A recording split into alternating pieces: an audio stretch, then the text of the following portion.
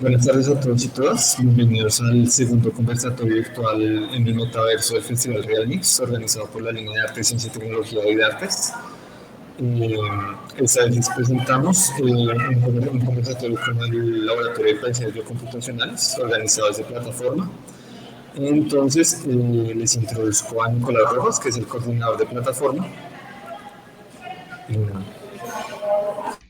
Muchas gracias, Sebastián, y muchas gracias a todas y a todos los que nos acompañan hoy.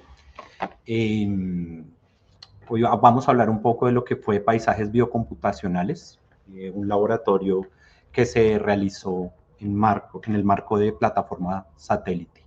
Pues de antemano agradecer la presencia de Laura Holguín, de Jimena Torres y Milena Espinosa, participantes del laboratorio, que pues gracias a sus proyectos hoy tendremos un espacio de discusión bien interesante, como nos contarán un poco lo que fue el proceso. A Nicolás Robles, que fue el coordinador de este espacio, que nos va a introducir un poco en lo que fue esta apuesta de paisajes biocomputacionales y la forma en que se problematizó a lo largo de las sesiones. Y David, que de parte del equipo de la línea y plataforma Bogotá fue, digamos, como la persona que acompañó este proceso. Entonces les cuento un poco. Plataforma satélite es un formato de plataforma Bogotá que ha buscado descentralizar un poco las actividades que ocurren acá en el planetario de Bogotá, invitando a expertos de diferentes campos disciplinares a que reflexionemos sobre diversas tecnologías. Esta invitación es que a partir de problematizar la tecnología, pues aprendamos de esta y en un corto periodo de tiempo, que aproximadamente son 1 o 2 meses, empecemos a hackear, transformar y a pensar las tecnologías desde un uso creativo. Para esta primera invitación, pues como les mencionaba, invitamos a Nicolás Robles, arquitecto de la Universidad Javeriana, y que pues fue fundamental, digamos, para pensar otras formas de construir y otras formas de mirar el paisaje. Creo que es muy interesante las aproximaciones que se gestaron a partir de los primeros diálogos cuando lo conocí frente al diseño generativo, digamos, las posibilidades de reconocer las bases de datos. Por otra parte, creo también hay un conjunto de invitados que hoy no nos acompaña y que fueron fundamentales para desarrollar este proceso. Y ahí quiero reconocer a Juan Pablo Moya, digamos que estuvo en una de las sesiones junto a Ingrid Obando.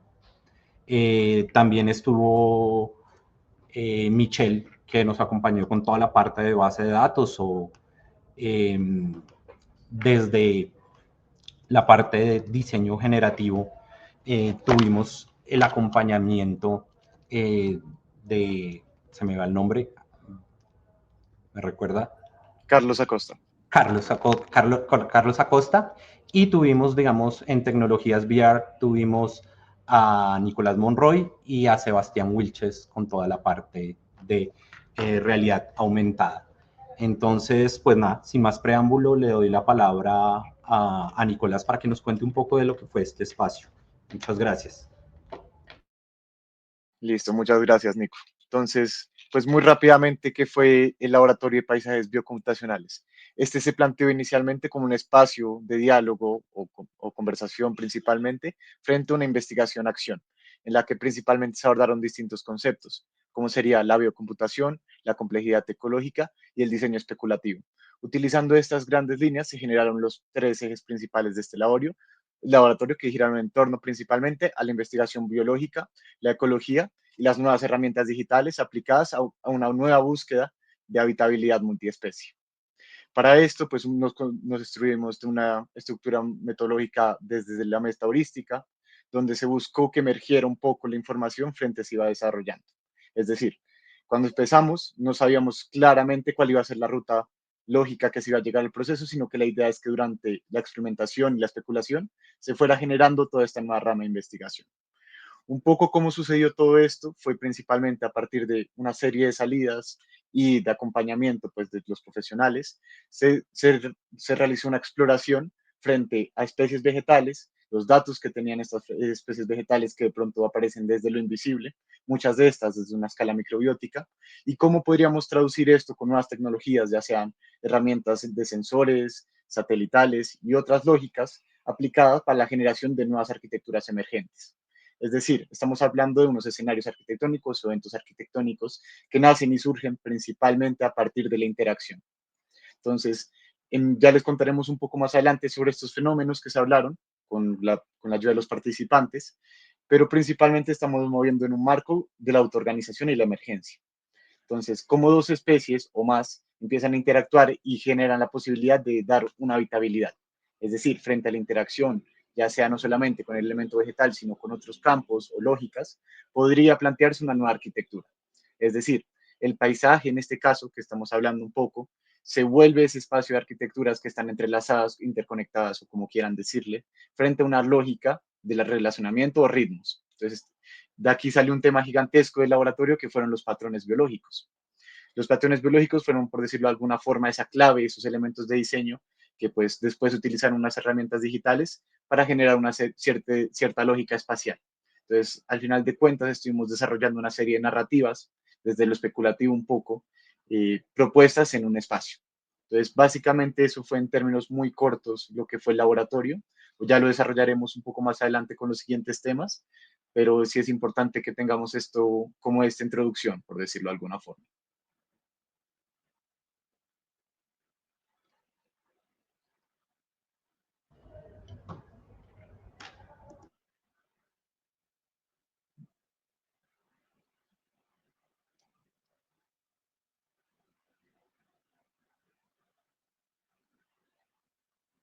Tienes el micrófono apagado, por si acaso, Nico.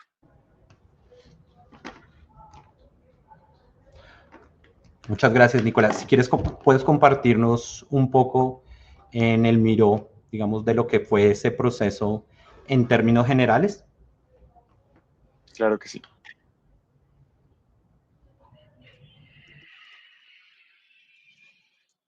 Listo. Entonces aquí lo que estamos viendo un poco fue unas imágenes que son muy características de lo que fue este proceso. Entonces, como les venía comentando, pues se hace una aproximación a una serie de especies vegetales que empiezan a aparecer dentro de esta búsqueda, principalmente interacciones que no son visibles, aplicando principalmente, en este caso, desde microorganismos, musgos, líquenes y otros, que empiezan a aparecer como un habitante más del espacio. Entonces, un No poco esa vemos la exploración, pantalla. ¿no? Ya, ahora sí. Entonces, aquí lo que vemos es, como les venía comentando, todas estas primeras especies que fueron, pues decirlo de alguna forma, primogenias para buscar una interacción entre el espacio que no fuera visible. Entonces, en esta encontramos distintos líquenes, musgos y más elementos que, agentes al final de cuentas, que tenían una posibilidad muy grande espacial, pero no era visible para nuestra escala. Entonces, nuestro laboratorio giró en torno un poco a eso, hackear un poco esa escala y empezar a pensar cómo sería la habitabilidad para estas especies frente a unas relaciones específicas, ya sean de paisaje, ecológicas o inclusive entre otros elementos, ya sean antropocéntricos y también pues, físicos del territorio. Entonces, aquí lo que encontramos un poco fue todo ese proceso. Rápidamente pues se hicieron muchos ejercicios computacionales, por ejemplo estos, donde de distintas herramientas como sería Rhino y Grasshopper se generaron distintas formas de abstractizar el espacio al final de cuentas. Todo esto nace principalmente con esas interacciones de estas especies, que ya les contarán los grupos más adelante, frente a las posibilidades emergentes que tiene la arquitectura, ¿no? Un poco. Todo este ejercicio, pues al final de cuentas, es un ejercicio de relaciones, relaciones ecosistémicas, relaciones microbióticas y en sí en todas las escalas. Entonces hay muchas especies que fueron claves dentro de este proceso, ya se las contarán los grupos más adelante, pero es muy importante pensar que esto fue en torno a lo especulativo un poco, el qué pasaría si. Por ejemplo, ¿qué pasaría si esta especie habitara en este territorio? ¿Qué pasaría si esta especie X, creciera sin limitarse? Entonces, todo este tipo de lógicas se fueron traduciendo en un lenguaje espacial que se podría ir un poco por lo arquitectónico, dando la posibilidad a que algo pase en el espacio. De ahí es donde viene el término de evento arquitectónico. La arquitectura, pues, es lo que se estaba planteando en este laboratorio, que fue un poco cambiar la mirada del sesgo de la arquitectura clásica, antropocéntrica, y empezar a pensar un poco la arquitectura como un habilitador de interacciones en el espacio, ya sean en la escala microbiótica, humana o inclusive extraterrenal, como si quisiéramos irnos más allá. Entonces, lo que se plantea un poco es toda esta ruta de investigación para el desarrollo de proyectos. Y eso fue un poco, en términos generales, lo que fue metodológicamente el laboratorio. Ya dentro de los hallazgos que hubieron, pues se exploró desde herramientas digitales, distintas lógicas de especies, simulaciones, que les contaremos un poco más adelante, que pueden ser muy enriquecedoras a la forma en la que se está aproximando al paisaje, desde, por ejemplo, la arquitectura u otras prácticas.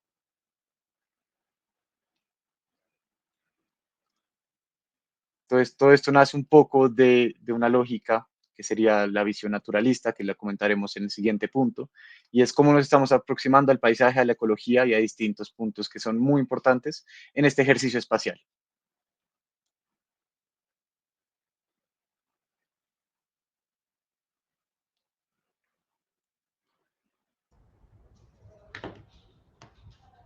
Listo, muchas gracias, Nicolás. Siento, digamos, como que, y ahorita lo hablaremos más adelante, que ese abordaje naturalista enriqueció mucho el laboratorio en contraste con todo lo que tenía que ver con el procesamiento de bases de datos, que se problematizó el dato mismo. Pero me gustaría que nos contara un poco de cómo se aproximaron ustedes a la noción de paisaje y cómo esto empezó a resonar frente a las representaciones tradicionales e imaginarios de diversos campos disciplinares. Acá hay un tema que es muy importante, que es la noción del paisaje. ¿Qué es ese paisaje? Pues originalmente en la arquitectura se comprende, es como un elemento de telón, un telón de fondo complementario. Aquí lo que se aplica es principalmente frente a la lógica de sistemas complejos, pues se trabaja principalmente como un sistema dinámico que puede modificar y que tiene muchas capas de profundidad. Es decir, el paisaje se encuentra no solamente como un elemento vegetal que hace parte del fondo, sino también todas las relaciones que suceden dentro. Entonces está hablando de una lógica de red. Entonces, al comprender el paisaje como un sistema, que aparte tiene muchos subsistemas, da la posibilidad de hablar de las relaciones que pueden generarse dentro de este.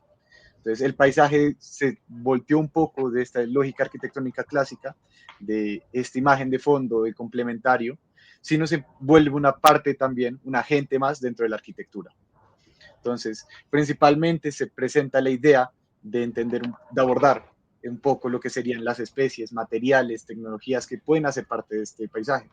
Claro, aquí hay un tema y un concepto que va a ser muy claro y van a ser los grados de libertad que tienen estos, es decir, los niveles de profundidad un poco.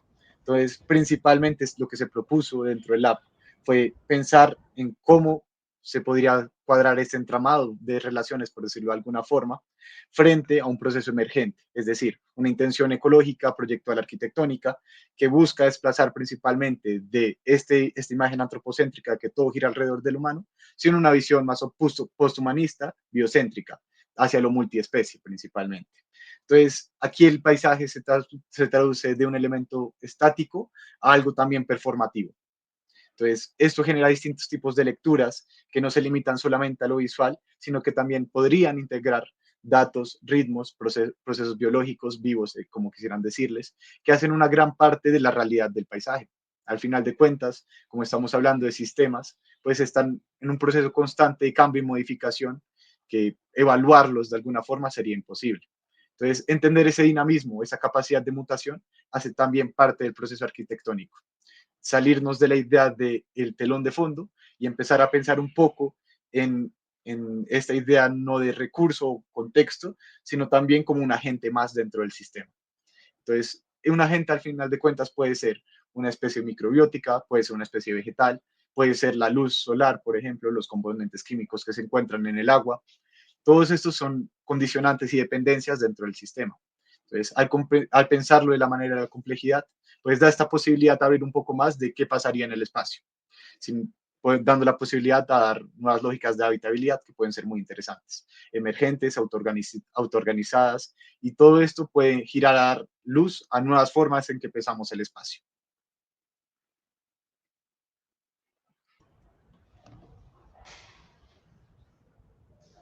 Listo, muchas gracias, Nicolás.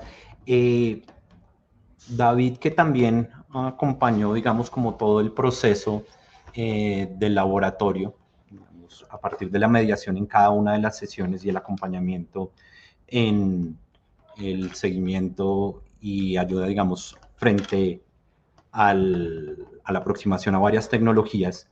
Quisiera, digamos, conocer un poco desde sus lugares cómo las tecnologías en este laboratorio, más allá de ser pensadas como unas herramientas o unos instrumentos que estaban muy claros planteados en unas fases de procesamientos de bases de datos, traducción de esas bases de datos a formas a partir del diseño generativo, cómo ese diseño generativo pasa y hace una transición a interrelaciones con entornos de realidad virtual o posibilidades de diálogos en el espacio con la realidad aumentada.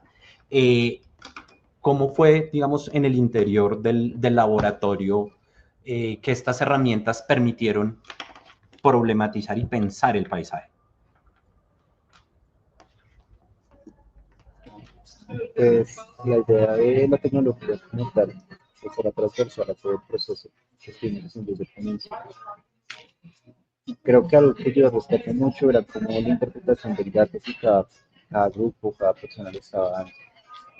En comienzo, pues nosotros estábamos haciendo el análisis de los datos, de por ejemplo, qué era lo que iba a suceder, un poco como la incertidumbre, y luego empezar a colocar con lo que íbamos aprendiendo con Michelle, de bueno, cómo interpretamos estos datos que pasaron ya 2 o 3 semanas, para entender, por ejemplo, un poco los comportamientos de los espacios en donde ya estaban.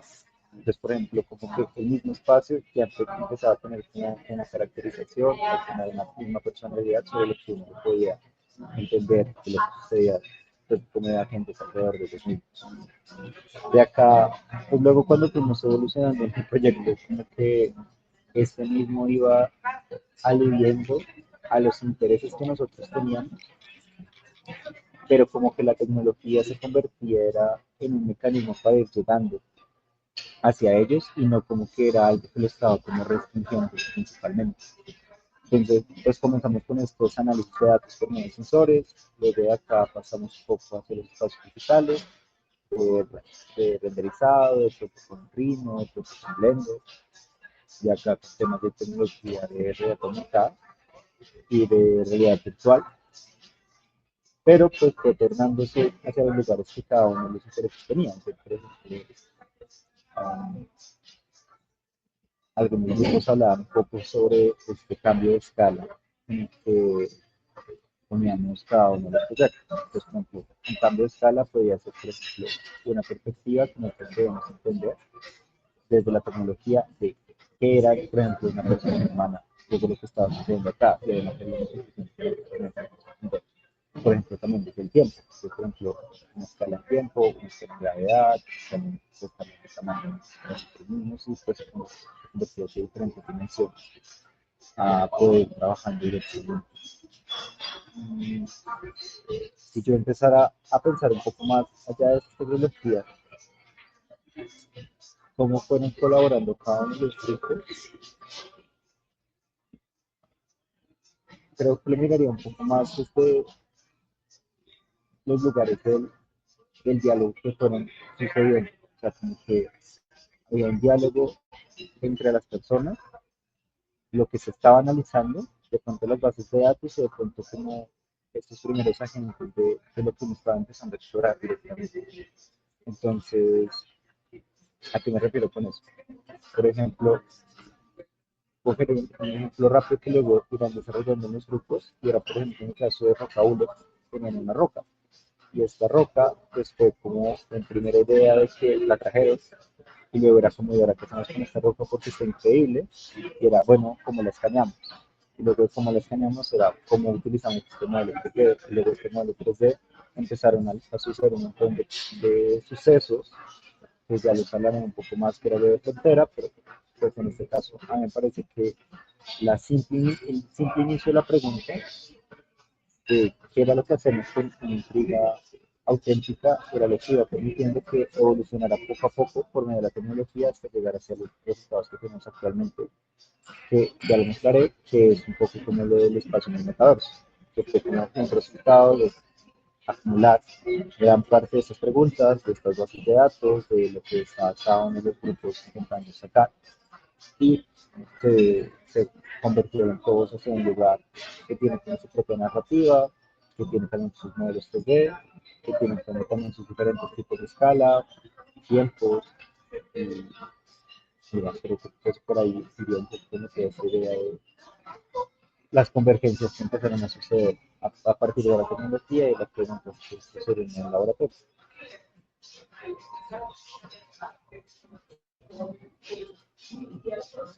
Acá me gustaría complementar una cosa que siento que es muy importante hablar, y es que después el laboratorio, al final de cuentas, esta aproximación se dio con una lógica no determinista. Es decir, cuando estábamos hablando de estas preguntas no determinísticas que pues dieron luz a muchos proyectos, que ya les contarán, se plantea principalmente eso de que la ecología, el ecosistema, en general cualquier sistema, no puede ser determinado. Entonces, esa incertidumbre que mencionaba David es muy importante a este proceso, ya que dentro de la metodología se planteaba ir encontrando el camino. Al final de cuentas, era una metodística computacional. Entonces, esta posibilidad de decir, hey, no es un elemento fijo, sino algo que puede cambiar, y seguramente cuando algo me encuentre en el camino mientras desarrollo, ya sea de mi gusto personal o algo que aparece por alguna razón que leí un paper, un documento, me vi un video, pues también puede ser parte del mismo proceso metodológico, porque la idea es que cambie, que mute, que evolucione frente al desarrollo, porque la idea es que siempre vaya un poco más allá. Así como un ecosistema, si uno pues lo estudia, lo analiza con datos, pues no va a ser el mismo hoy que puede ser mañana o como puede ser en una hora. La idea de esta lógica de proyectual o metodología era un poco lo mismo, tener esa capacidad o posibilidad cambiante, mutante, como quieran decirle, de que evolucione frente a lo que se va encontrando en el camino.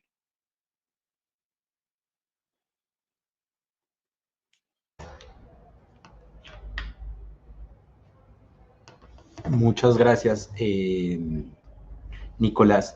Creo que hay algo que también es interesante, digamos, como ver dentro del laboratorio. Creo que hubo un momento que fue fundamental, que fue cuando arrancó el laboratorio. Tuvimos una salida de campo junto a Juan Pablo Moya de la Bosque Escuela, de Mangle Rojo, e Ingrid Obando de la Bosque Escuela. Y creo que detonó un concepto que es fundamental, y es el concepto de borde, y que a partir de allí se gestaron varios procesos que fueron fundamentales para la conceptualización de los proyectos. Laura, ¿tú podrías contarnos un poquito, digamos, cómo fue este espacio y cómo esto resonó en el marco de tu proyecto? Vale, sí, de acuerdo. Bueno, tuvimos una experiencia inicial que fue con la Bosque Escuela y con el proyecto Mangle Rojo, que también coordina Juan Pablo Moya, y que tenía mucho que ver con ir al territorio y poder observar, como nos decía Ingrid al principio, desde una mirada naturalista, es decir, como desde una mirada mucho más desprendida de los intereses que podamos tener sobre los territorios, y podamos observar algunos eventos relacionados con la sucesión ecológica y con el concepto borde. Entonces, creo que lo más importante en ese proceso fue haber tenido la oportunidad de ver cómo las comunidades biológicas se desarrollan y cambian con el tiempo, y también cómo empiezan a surgir en áreas que están perturbadas o recién formadas, como pasaba en algunos de los terrenos que estuvimos observando en las áreas urbanas de la ciudad. En ese sentido, el borde lo que hacía era generar unas zonas, o hablarnos por lo menos de unas zonas de transición entre los ecosistemas, y mostrarnos cómo a partir de unas condiciones muy únicas se puede favorecer la colonización de ciertas especies. Y a partir de eso, también nosotros como equipo nos empezamos a cuestionar algunos conceptos relacionados con la idea de las especies invasoras o con la idea de las especies vulnerables. De ahí surgió nuestro principal tema que tiene que ver con la migración de las especies y en particular en nuestro caso, pues con unas observaciones alrededor del retamo espinoso, que es una especie considerada una especie invasora, y cuáles son los efectos que tiene sobre los territorios y sobre esta discusión que hay del efecto borde.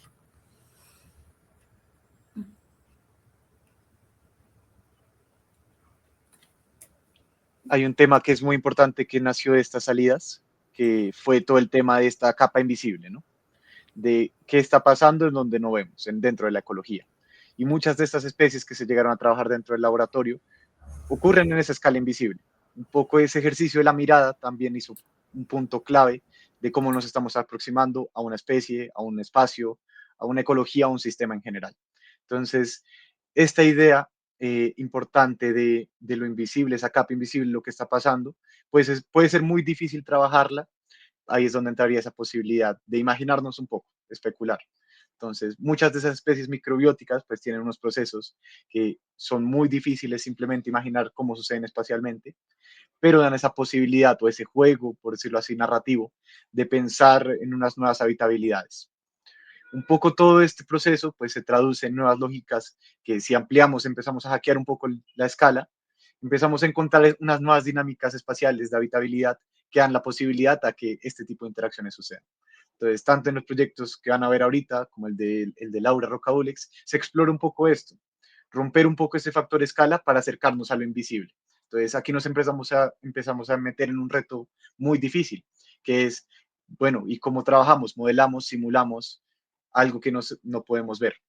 Ese tipo de dinámicas de complejidad son muy enriquecedoras para este tipo de laboratorios, ya que plantean estas nuevas posibilidades de comprensión espacial o abordaje espacial, mejor dicho, donde nos enfrentamos directamente a cómo interactúan estas especies, a cómo se ven, cómo actúan y qué tipo de dependencias tienen dentro del espacio.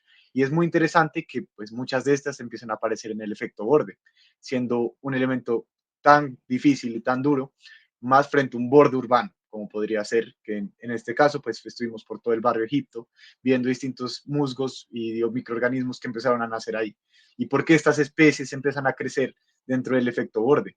Claro, pues hay muchas dependencias que pueden ser muy interesantes para ella, ya sea no solamente un alimento, sino también esta posibilidad de generar bosque y este tipo de dinámicas que uno a primer ojo en escala humana es imposible ver.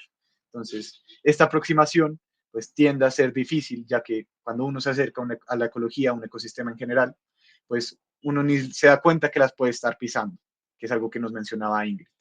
Pero la cantidad de procesos y microprocesos que están sucediendo es simplemente descomunal.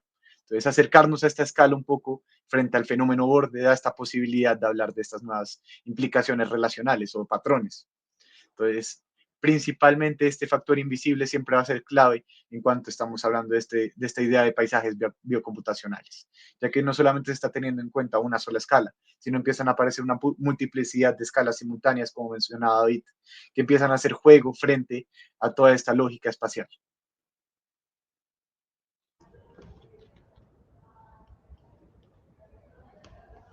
Muchas gracias, Nicolás.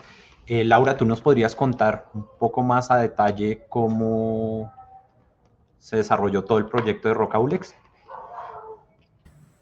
Sí, de acuerdo. Como les decía, nosotros estábamos observando inicialmente este efecto de ocupación, este efecto también como de división y de generación de barreras. Y a partir de esa observación establecimos que hay ahí como una especie de analogía entre los fenómenos de migración humana y los fenómenos de migración de otras especies naturales, en donde la gente que llega al territorio se considera como un invasor. Entonces, el cuestionamiento que queríamos empezar a elevar tenía que ver con cómo ese agente no tiene un comportamiento absolutamente destructivo, sino que de hecho tiene un papel ambivalente en el sistema.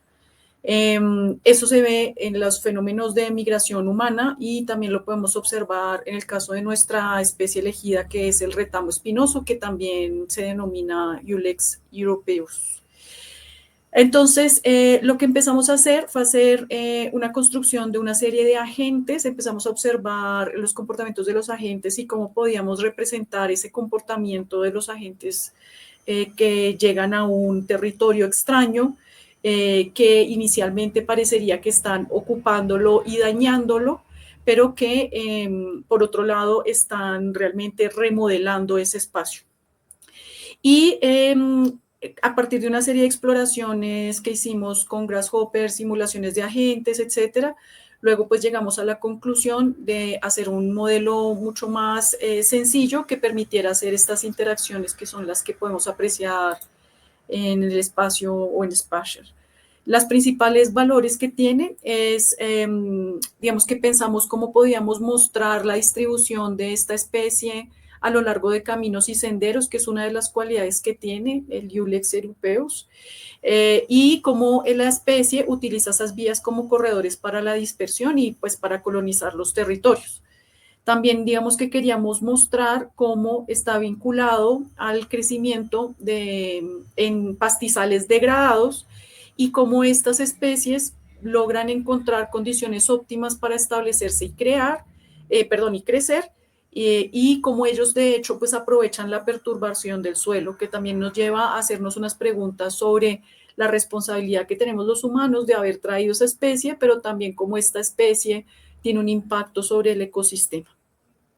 Y pues de esta manera lo que nuestra experiencia quiere mostrar es esa reproducción de la especie y cómo está empezando a poblar los pastizales en la medida en la que está creciendo. Y también cómo lo que hace de alguna manera es facilitar el crecimiento de otro tipo de vegetación y crea unas barreras que de alguna manera dificultan el acceso y la explotación de ciertas áreas y la recuperación ecológica por parte de los humanos. Entonces, bueno, esa es nuestra experiencia. En términos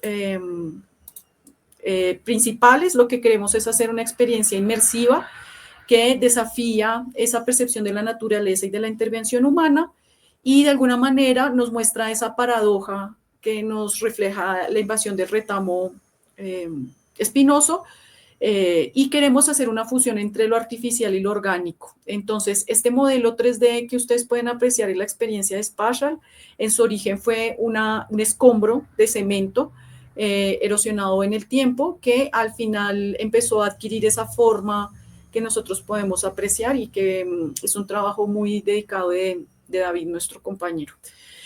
Nosotros lo digitalizamos y sobre esta superficie se proyecta el terreno del páramo de Bogotá a través de unas fotos satelitales que extrajo nuestra compañera Paula, y que lo que hace es empezar a crear un ecosistema híbrido entre lo que pasa en la roca y lo que pasa con los terrenos. Y lo que queremos proponer a nuestros visitantes en Spatial es que vayan avanzando en este recorrido y vean cómo se va transformando el territorio por el crecimiento del agente invasor que va a empezar a colonizar el terreno. Lo que buscamos entonces con esta experiencia, como les decía, es cuestionar los límites entre lo invasor y lo benéfico, si finalmente se trata de una amenaza, si se está adaptando, si estamos hablando de una especie que está, digamos, aportando algo al territorio, o si finalmente podemos determinar que su rol es absolutamente destructivo, y en qué medida está destruyendo y hasta dónde nos está ayudando a reescribir la historia de la naturaleza en ese entorno.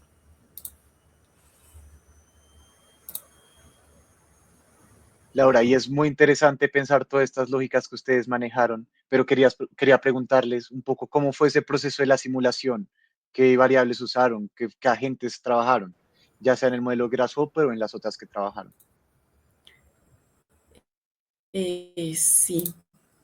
Bueno, digamos que inicialmente nosotros tenemos el agente del retamo espinoso, se piensa entonces como un agente invasor semiautónomo, que el comportamiento clave se basa en el movimiento a través de los caminos, en que coloniza pastizales, en que se reproduce, en que de alguna manera estas plantas evitan los bosques, en que de alguna manera frenan la acción humana o dificultan el movimiento, o sea que crean barreras.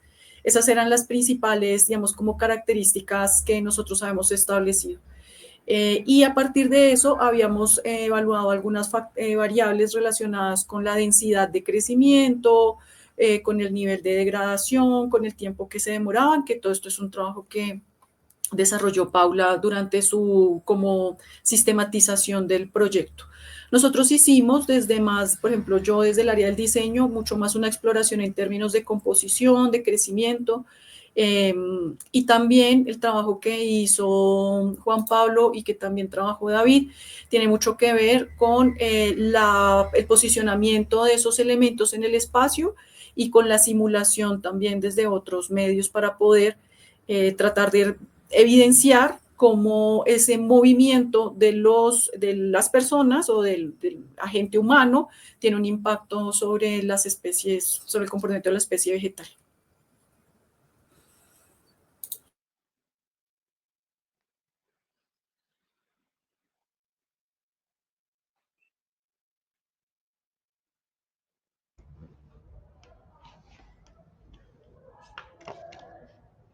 Listo, muchas gracias, Jimena.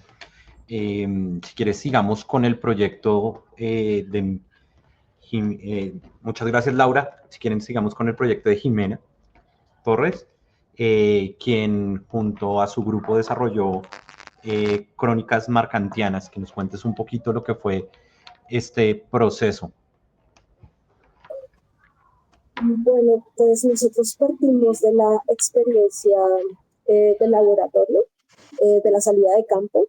En la salida de campo tuvimos como nuestro primer acercamiento a través de dispositivos como las lupas, como los microscopios, para acercarnos pues como a este mundo de las especies que se consideran como borde, como las marcantias, y a partir de ahí pues creamos como una exploración. La primera exploración pues fue la combinación entre la información biológica que íbamos pues fuimos recolectando a través de la observación, y la segunda pues a partir de la interpretación que hicimos posterior a la salida de campo. En la salida de campo pues nos dimos la oportunidad de observar los líquenes, los diferentes especies que estaban alrededor de la marcante como tal, la roca, los musgos, el pasto, ¿sí? Y digamos cuando fuimos a hacer nuestro ejercicio, pues la principal pregunta que nos hicimos fue ¿cómo se habita? ¿Sí? ¿Qué es habitar? ¿Qué es la habitabilidad en una especie como la marcante? ¿Sí? Entonces, las primeras variables que utilizamos pues fueron variables cualitativas de la vegetación, ¿sí? A través de la observación microscópica empezamos a detallar su forma, ¿sí? Como su extensión, cómo es su reproducción, ¿sí? Y nos dimos cuenta que pues empezamos a ver patrones fractales, ¿sí? A partir de ahí, pues digamos que en el momento en que hicimos la modelación ecosistémica y la interpretación, ¿sí? Porque por eso se llama crónicas marcánticas, porque construimos toda una narrativa que intentó mezclar esa experiencia de laboratorio, de salida de campo, con una interpretación propia. Y empezamos a construir, digamos, una articulación de sensibilidades, ¿no? Que experimentamos en campo, y la reflexión en torno a los programas de simulación fue que nos hizo agudizar un poco más esa mirada de la vegetación, como les venía diciendo, esas variables cualitativas de la vegetación, de su forma, de sus texturas, de sus colores. Y bueno, pues digamos que así hicimos nuestro proceso. Encontramos dentro de la interpretación de los fractales la estructura de Fibonacci, y a partir de ahí, digamos, construimos un entorno que diera una alusión a esa secuencia Fibonacci, ¿sí? Que en cierta medida ordena o estructura ese ecosistema de líquenes, musgos, marcantias, ¿sí? Y bueno, digamos que la parte de borde nosotros no lo entendimos como algo que fuera un límite, aunque son especies consideradas en el ecosistema como especies de borde que te están diciendo hasta cuándo llega una continuidad de algo, de la ciudad, y hasta dónde empieza una continuidad de bosque. Nosotros quisimos entender el efecto borde como un efecto de inmersión, ¿sí? Nosotros dejamos el paisaje cotidiano de lo humano y nos centramos a una escala inmersiva de un líquen, de una marcantia, de un musgo, ¿sí? A partir de ahí, digamos que utilizamos las plataformas y la simulación y la realidad aumentada como un instrumento para habitar esa narrativa especulativa de cómo, de cómo podría ser un mundo de la marcantia, un ser humano inmerso en. Esa fue nuestra experiencia como grupo. Y también, claro, reunir diferentes experiencias, ¿no?, de laboratorio, concentrarlas en una sola narrativa, ¿sí? Y ahí está lo metaheurístico, finalmente, porque es unir nuestras propias experiencias y a partir del modelo que intentamos construir para la simulación, pues se crearán otras experiencias en el mundo inmersivo.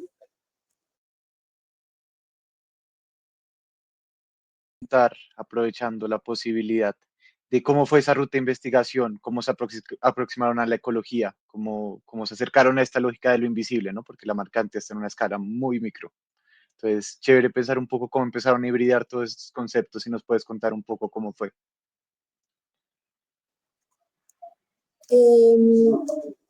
Bueno, nosotros empezamos, como les comentaba al principio, con instrumentos que nos permiten, digamos, transitar por esos ecosistemas, que es el primero es visual, ¿no? Entonces por eso están las lupas, los microscopios. A partir de ahí tuvimos una experiencia, adquirimos una información biológica de la humedad, ¿sí? De su forma, de sus texturas. Y esa es la primera aproximación al paisaje, ¿no? La observación desde el afuera.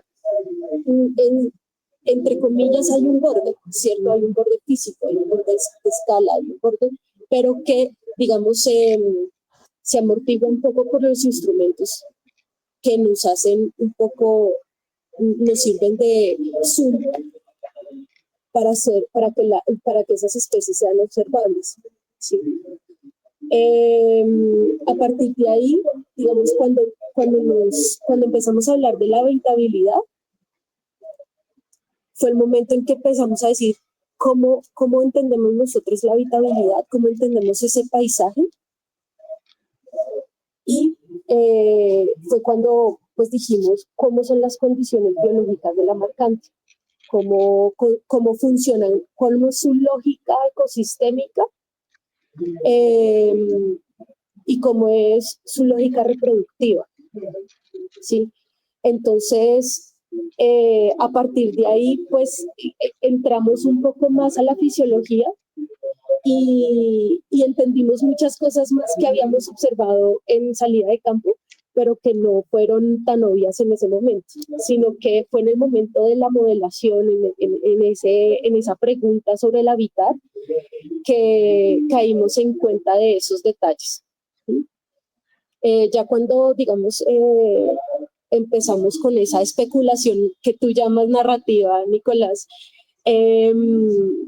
empezamos a concretar cosas, ¿no? En que empezamos a concretar observaciones y empezamos a construir con mi grupo de trabajo cosas que considerábamos importantes para la simulación y cosas que de pronto podríamos ir obviando.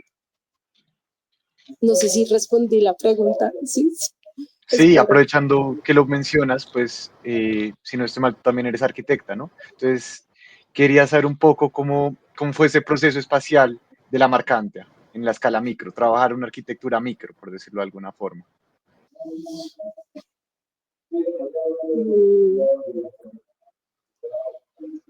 Es un desafío en el sentido que cuestionas la forma en que debes observar ese mundo, ¿no? Entonces, digamos, cuando dijimos tenemos que modelar, entonces, ¿cómo vamos a definir la manera en que el usuario de esa simulación va a observar el mundo marcantia, ¿no? Entonces, como una bacteria, como un humano, o como un insecto, como un qué, ¿no? Entonces, esa es una discusión que no, digamos que representa muchos desafíos, porque en realidad realmente siempre va a ser especulativo, pero digamos que la aproximación con el objeto de la lupa y el microscopio te da una idea de cómo podrías generar observaciones dentro del mundo de la simulación. No sé si me estoy haciendo entender, pero es como, es decir, yo vi importante que las cespas de la Marcantia se vean, sean observadas, ¿sí? Dentro del mundo de la simulación, porque fue lo que alcanzamos nosotros a ver y dentro del elemento en que vimos fractalidades, elementos fractales. Y así por el estilo, distintos elementos con los que fuimos configurando nuestro mundo de simulación, nuestro modelo de simulación.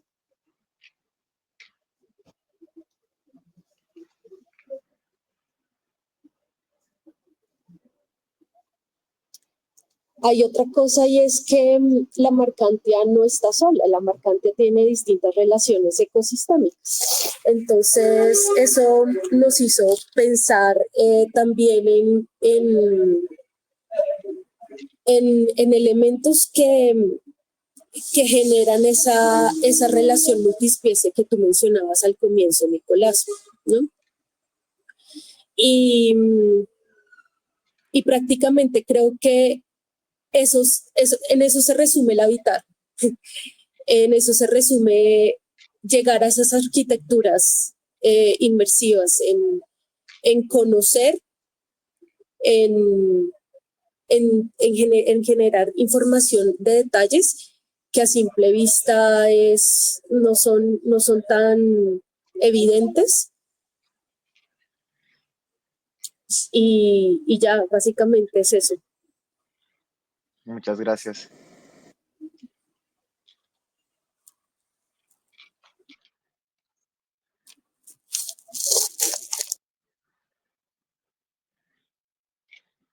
Elena, tengo abierto. ¿Aló? ¿Me escuchan? Y vamos con el último proyecto que se desarrolló en el marco del laboratorio, que fue el proyecto Anamnésis de una ecología perdida con Milena Espinosa. Gracias, voy a compartir acá un momento, a ver si puedo pantalla.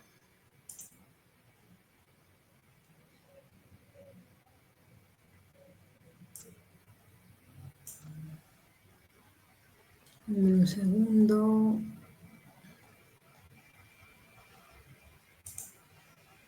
Ya.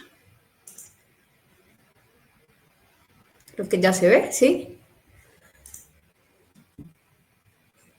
¿Me confirman si se ve? Creo que sí. Sí. Ya, gracias. Bueno, pues nuestro proyecto se llama Anamnesis de una ecología perdida. Inicialmente estuvimos 4 personas. Pues un compañero se retiró, pero digamos que sí estuvo como en esta lluvia de ideas, pues que tuvimos inicialmente, pues para comenzar como a un poco a contextualizar como esas inquietudes que teníamos. Entonces pues también él aportó en ese momento, y pues ya después quedamos como tres personas, pues 2 compañeras más yo.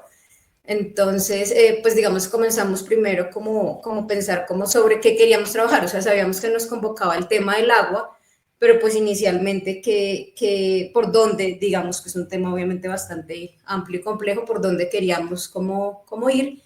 Entonces, digamos, pues apareció esta idea como de imaginar, de especular, un poco de construir como algún imaginario, una narrativa, de explorar también como diferentes materialidades, elementos sonoros y visuales. Algo como particular es que, bueno, pensábamos en hablar de abordar pues como el agua, pero sí salió esa inquietud de, bueno, que siempre, o no siempre, pero suele, digamos, pensarse como en el líquido inicialmente. Entonces dijimos, bueno, ¿qué podemos hacer? ¿Cómo lo podemos abordar? Que no sea como desde su estado líquido meramente, sino de pronto a través de la neblina. Entonces ya también cómo podíamos como retratar eso que era como un poco invisible, y ya comenzar un poco como a hacer conexiones como con el pensamiento, un poco cosas más filosóficas, trascendentales. Y pues pensamos que todo esto lo podamos o un punto de partida pronto sería como un organismo. Entonces, ¿qué organismo podría funcionar? ¿Cómo funcionaría esa distribución y esa administración de esa agua o de los elementos pues como hídricos? Y comenzamos a pensar posibles formas, como les digo, que microorganismos, que morfología, si trabajamos desde la vibración, con trazos de agua, también, como puedes también un poco una experiencia o un imaginario un poco más colectivo, ¿sí? No tan individualizado. De pronto hablar como esas semillas de agua, como una organización social.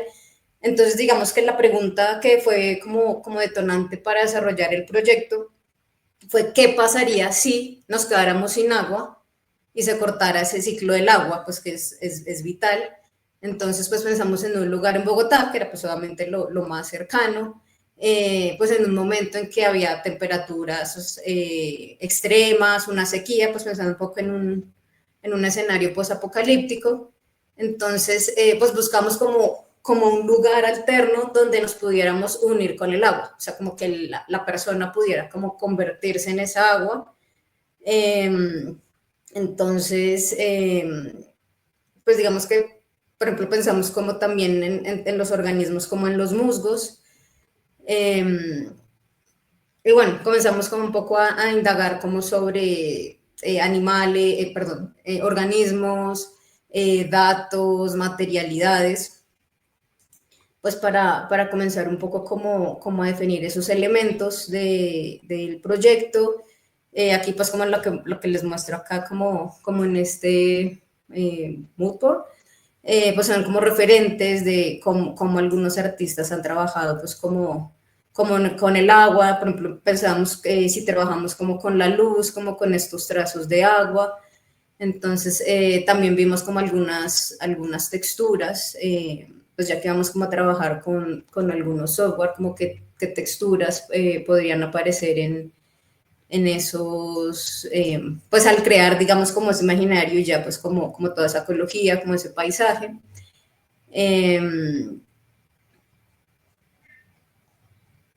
Entonces, bueno, digamos que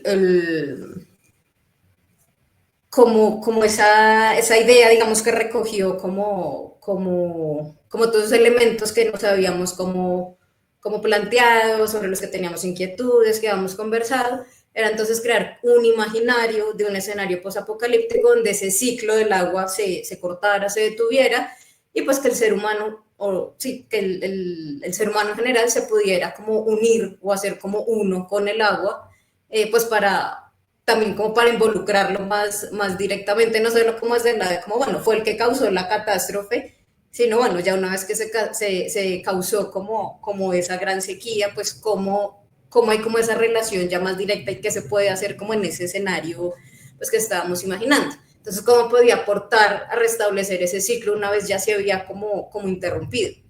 Entonces, pues en este paisaje, en este escenario, ya empezamos a pensar también qué objetos podían ir, cómo era su morfología, un poco como les decía, hacia los musgos, hacia los líquenes, pues que veíamos que eran como organismos que podían gestionar de una manera adecuada el agua. Y pues también pensando como en esos otros estados del agua, no solo como fases, no solamente líquidos, sino también el sólido, el gaseoso. Entonces llegamos comenzamos pues como a construir este imaginario, como a partir de ese cataclismo que se creaba como esta gran sequía, cómo se formaba como ese paisaje a partir como de esas ruinas, pues como de lo que quedaba, digamos, de la civilización. Entonces pues también comenzamos como a pensar como en ese escenario un poco más desértico, más desolado. Y bueno, pensar cómo era esa gestión del agua, ¿no? O sea, al pensar como que de alguna manera, pues como para pensarlo también como lo que se planteaba, pues ya de que fuera como una experiencia más interactiva y pues como ligada a esta narrativa que se iba construyendo. Entonces, ¿cómo iba a ser esa gestión, esa morfología, esa función del agua? Entonces, pues pensamos ahí en los 3 estados, como el estado líquido, el estado sólido y el estado gaseoso.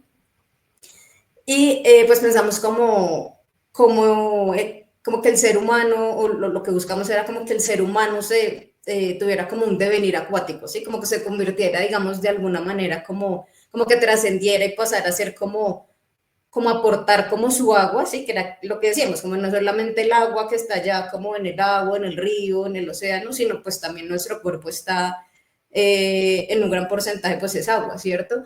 Entonces pues también como había esa simbiosis pues como con ese paisaje y ese contexto que estábamos planteando. Entonces ya viendo como elementos como desde la cultura, desde lo espiritual, desde la biología comenzaban un poco como a entretejerse y pues giraban en torno al agua. Entonces pensamos como en un rito, era como un rito de una función hídrica, de lo que les mencionaba inicialmente, de hacerse uno con el agua. Entonces creamos ahí como toda esta historia, como de ese futuro poshumanista, posapocalíptico, de esa gran sequía, donde pues la humanidad crea un organismo simbiótico llamado Geomarcantia, pues conectando también como con lo que habíamos visto como, pues lo que se ha planteado como con los otros grupos, pues para converger en eso, pues también como con la salida de campo que ya mencionaron. Entonces, pues la idea era que este mundo que creamos pues extrae agua de acuíferos mediante rizoides y captura el agua del aire con esas estructuras en formas de paraguas que pues derivaron como de la morfología de la marcantia. Entonces, pues digamos que si bien en este escenario ya se logra, a pesar de que se tuvo el ciclo del agua, esa simbiosis, pues con ese paisaje, pues hay una misión en ese escenario de mantener el ciclo del agua a través de un ritual que se llama el ciclo de la gema. Y pues lo que proponíamos como con este ritual era que un joven o una joven se convirtiera en una gema, que era como un recipiente vivo que llevaba el agua, que era el agua de su cuerpo, como en una especie de sacrificio, pues para donar como esa pequeña cantidad de agua, que era agua pura, pues para que continuara el ciclo del agua. Entonces, pues la idea es que el joven o la joven emprende ese peligroso peregrinaje a través pues como del escenario, ¿no? Que pues como ya mencioné, es como bastante desértico, pues como peligroso. Y pues digamos que como el destino o el lugar que busca es como un sitio donde hay como un núcleo de hielo, y pues ahí es donde logra unirse con el hielo, que pues lo que hablábamos, lo que ahí les comentaba también, como esos diferentes estados del agua, y donde se disolviera como ese cuerpo que lleva como esa gema, el humano, el joven o la joven que va a hacer ese sacrificio, como que se uniera con el hielo y pues trascendiera, ¿no? O sea, como algo un poco más filosófico ahí. Y pues esta fusión del agua del cuerpo con el hielo, pues es lo que provoca que se libere una niebla, que es lo que riega y nutre esa geomarcantia, que era la que les mencionaba, que era ese organismo como que estaba, como que cubría todo. Y pues esta niebla era es lo que asegura la continuidad del ciclo y la supervivencia de la humanidad. Entonces digamos que esto ya digamos que ahí se reactiva, digamos, de una manera, es como mirar como también nos involucramos un poco como pues mirándolo desde maneras pues como especulativas y un poco ficcionales, cómo podemos como conectarnos más como con ese ciclo vital, ¿no? Entonces creo que sería como un poco eso, como la idea de toda esa narrativa que creamos pues alrededor del proyecto. Pues tenía aquí, no sé, había unas imágenes, ya esperen, a ver si puedo cambiar porque no. Muchas gracias, Milena. Vale. Estamos un poco justos de tiempo, pero muchas gracias. Pues nada, quiero darle las gracias a Laura, a Jimena y a Milena que nos han acompañado en este espacio. Creo que, como han podido ver, esto es solo un pequeño fragmento de lo que fueron estos procesos de investigación en el marco del laboratorio, que se nutrieron de los diálogos con cada uno de los invitados, con cada uno de los participantes, donde habían unas apuestas y que me parece muy interesante, digamos, que Nicolás un poco lo mencionó, que unas se transformaron en esos recorridos y desde ahí se construyeron como otras posibilidades. Ya para finalizar, queremos invitarlos un poco a conocer el entorno de Spatial, el entorno de Spatial de paisajes biocomputacionales para que puedan tener, digamos, como toda la experiencia del desarrollo que tuvieron cada uno de estos grupos, ¿sí? Entonces, a través de la página de Real Mix podrán acceder a estos entornos y podrán habitarlos y un poco de lo que les hemos contado hoy ya vivenciarlo en este metaverso. Y además invitarlos a las diferentes actividades y franjas del Festival Real Mix, a la exposición que se va a desarrollar en el MAMO. Entonces, pues nada, quiero agradecer también a Nicolás Robles en la coordinación del laboratorio, a David, a Sebastián, y nuevamente muchas gracias, Milena, Laura y Jimena. Gracias a todos. Recordar que mañana es la activación de computacionales, entonces súper invitados a participar del espacio. Es de 6 a 7, entonces allá nos veremos. Y nada, como comentaba Nicolás, toda la programación está en realmix.go.co y gracias por asistir. Muchas gracias por la invitación y por estos espacios de exploración. Muchas gracias. Gracias. Gracias. Gracias.